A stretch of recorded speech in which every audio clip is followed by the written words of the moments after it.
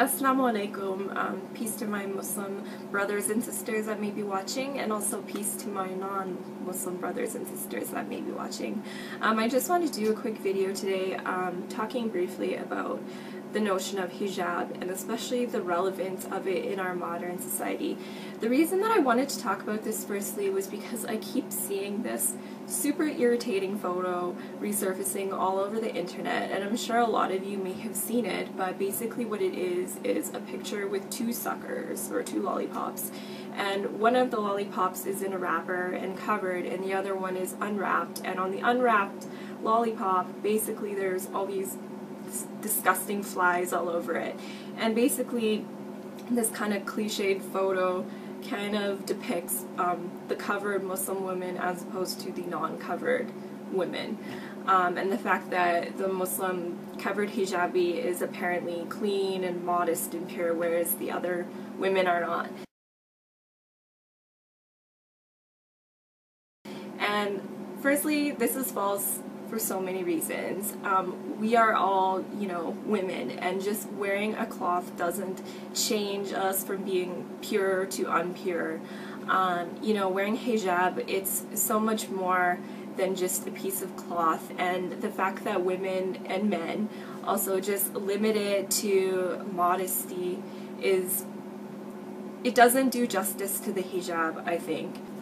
The reason I think this is for many reasons, actually. Firstly, we all know that women can be modest without wearing hijab. Like, you could totally just wear a baggy skirt, or even some Muslim women wear an abaya and they're completely modest. And even just within, as an example, Egypt, or there's many countries across the Arab Gulf, women are totally modest, yet men still take advantage of this, and there are huge rates of sexual assault as well as rape in these countries. So saying that just the hijab alone would protect a woman's modesty and protect them from, being assaulted and from sexual predators and whatnot is a very false notion. So I think that we have to kind of stop putting hijab, or thinking about hijab in this sense. It certainly does say in the Quran that one of the reasons for women to cover themselves is to not be pestered or bothered by men. But I just look at this from a different perspective also, not just from like the predatory perspective, but simply as an example, you can think of women maybe being in a workplace, and I know as an experience that I've had personally prior to wearing the hijab, really around men especially, they feel as if there's no limitations to what they can say. Or men will see you, they'll see that you look a certain way, and they feel like they can, say inappropriate jokes or be flirtatious in a way that isn't really welcomed. But I know after wearing the hijab, people are generally more respectful. They feel like they're speaking to a woman of religion or a woman of faith.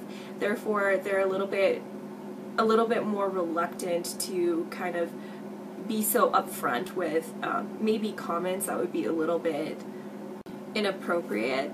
Another notion that I think often goes unrecognized is the concept of equality when wearing hijab.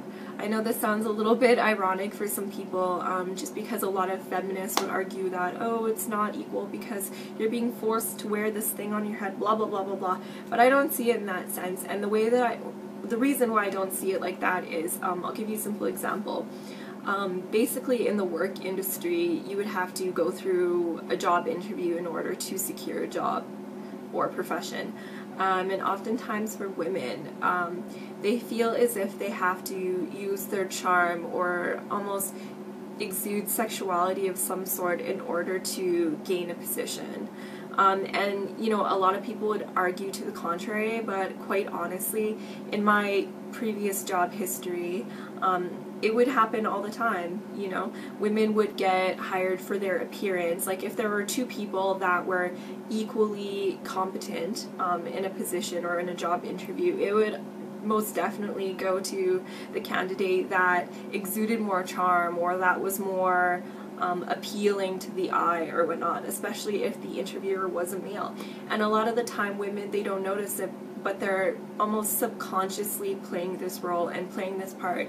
And I find that once you wear hijab, you're more cognizant of this, and you're more equal to men, because all of a sudden they don't see you in the same light. They see you as if they'd be interviewing another male, and there's not this kind of awkward sexual tension that takes place within a job interview or even within the workplace. All of a sudden there's this greater level of respect, and the men would see you more as an equal and playing an equal role, as opposed to maybe being somewhat objectified, if that makes sense. In addition to this concept, I just want to say also that I think even a lot of our hijabi sisters have been tricked into the notion that our value solely relies on our outer appearance. And the reason that I say that is, hijab should protect us from this kind of outside social construct of what beauty is.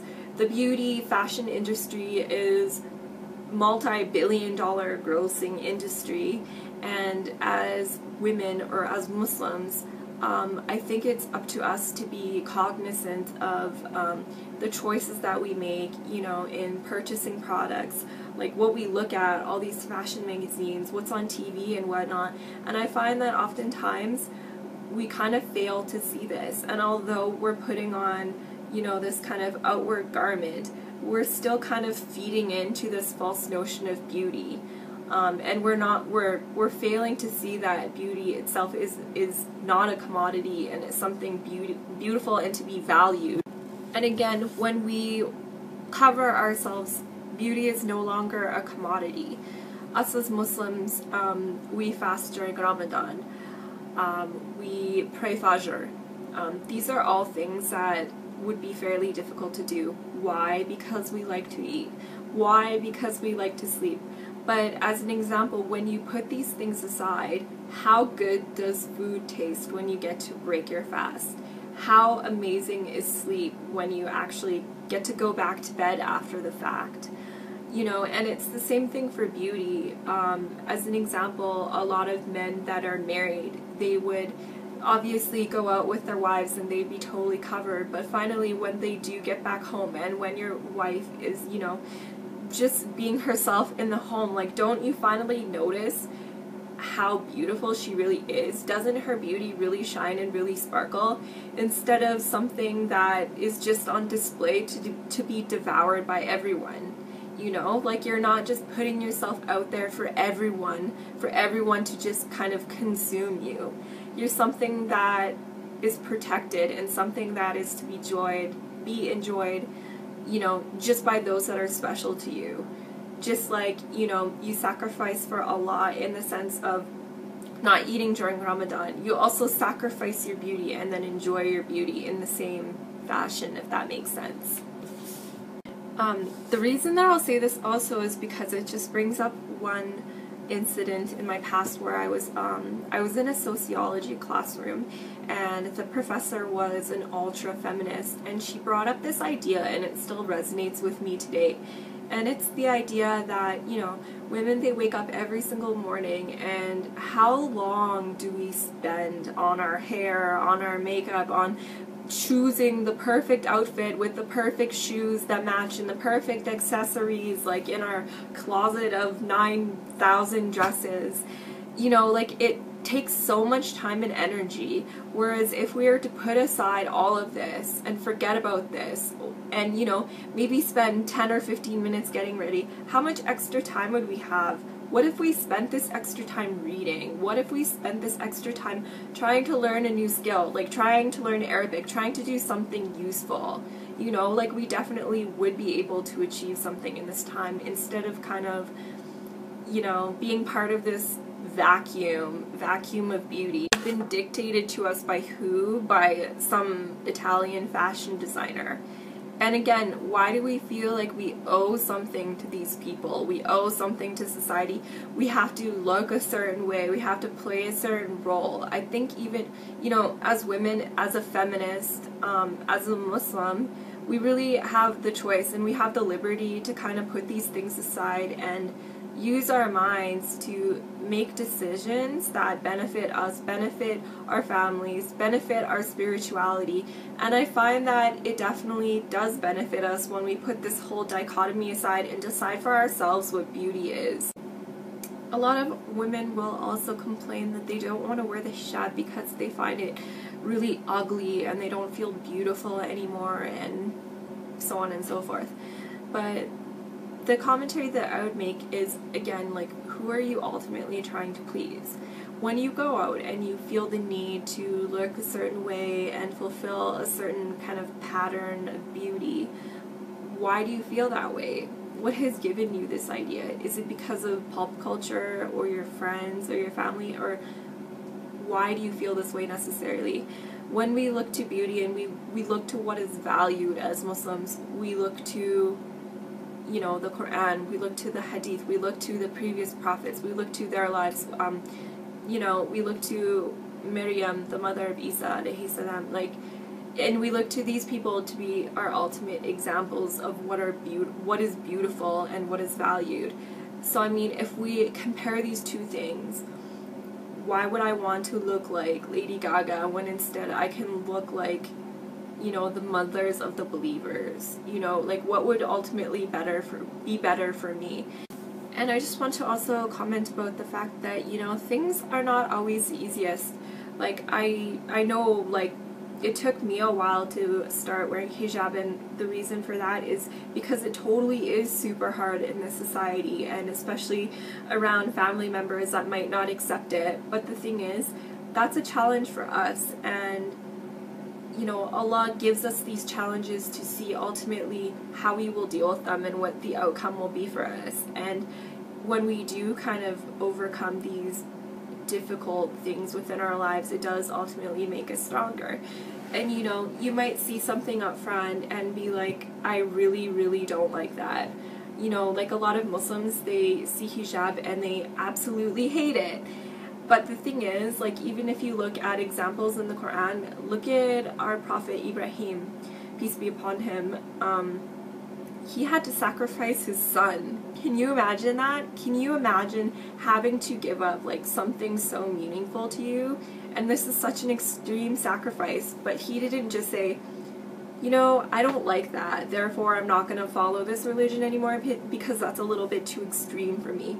He took Allah's command and he fulfilled it, and Allah blessed him for it. And in the same sense, we have to kind of look at what is commanded to us and kind of take it and try our best to fulfill the commands, although it might be very difficult for us at times in our current situation. Lastly, I just wanted to talk about hijab as a protection from sin.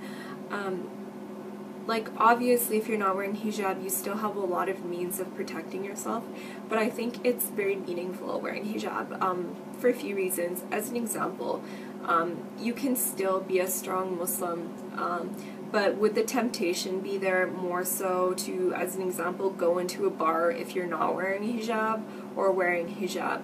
Especially for new Muslims, like, I can definitely say wearing hijab kind of protects you from a lot of these things, because really you wouldn't have much of a choice. Like, imagine how absolutely absurd something like that would be. Whereas if you don't wear hijab, you blend in so much more that, you know, the door to temptation is more open. And even a lot of people would argue the fact that they don't want to wear hijab because they prefer to blend in and they don't want to be recognized as Muslim ultimately.